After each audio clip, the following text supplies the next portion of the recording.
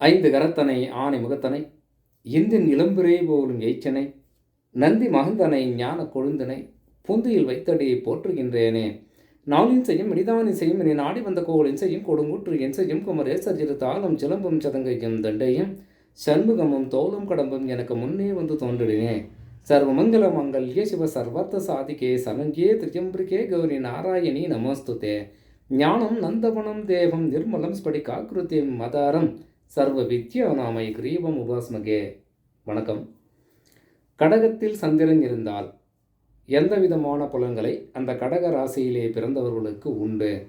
ஏன்னா கடகராசி சொந்த வீடு. அப்போது அந்த இடத்தில் சந்திரன் இருந்தால் அந்த ஜாதகனுக்கு எந்த விதமான பலன்களை அது கொடுக்கும் அப்படின்னா, குறுநகை விரிந்தே குமரியரை வசீகரித்து விடுவான். அந்த அளவுக்கு இந்த ஜாதகனுக்கு ஆற்றல் உண்டு. கைவீசி வளைந்து வளைந்து ஓடக்கூடிய திறமையும் அந்த கலையையும் பெற்றவன். நல்ல சிநேகிதர்களை பெற்றிருப்பான். தாயின் அன்பு இந்த ஜாதகனுக்கு அதிகம் உண்டு. அதேபோல குள்ளமான சரீரம் கொண்டவனாக இருப்பான்.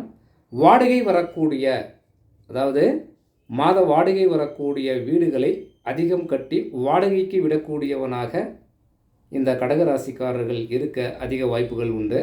அதேபோல சிறந்த சிந்தனையாளன். ஒரு முறைக்கு பலமுறை யோசித்து தான் ஒரு செயலோ ஒரு தொழிலோ செய்யக்கூடிய திறமை இந்த ஜாதகனுக்கு உண்டு. அதேபோல செல்வ வளமும் சுக வளமும் அதிகமாக கொண்டவன் இந்த ஜாதகன் சொல்லலாம். கழுத்து பகுதி ரொம்ப தடிமனாக இருக்கும், தப்பமாகவும் இருக்கும், ரொம்ப பெருசாகவும் இருக்கும். எவரானாலும் யாரிடம் தொடர்பு கொண்டாலும் இனிமையாக பேசக்கூடியவன்.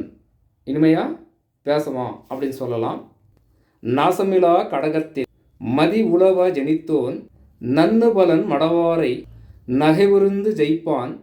வீசி வளைந்தோடுவான் அன்புடைய நண்பருடையோன்.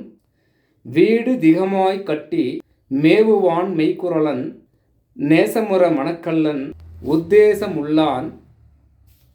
நிலையில்லா தனம் படைத்து நீள் நிலத்தில் இருப்பான். பாசமுடன் அனைவருக்கும் பருத்த அகழ்த்துறனாம். பரவு சாம உபயவெனவே பகர வேண்டாம். அதாவது பகர வேண்டும் அப்படின்னு சொல்லலாம். இந்த நிலையிலே இந்த பாடலின் மூலமாக மிக அற்புதமான விளக்கங்களை நமது குருமார்கள் நமக்கு கொடுத்திருக்கிறார்கள். இது எல்லோருக்கும் பொருந்துமா பொருந்தாதா அப்படின்றது அவருடைய உண்மையான ஜாதகத்தை பார்க்க வேண்டும். இது பொது பலன்களாகத்தான் நாம் எடுக்க வேண்டும். வணக்கம்.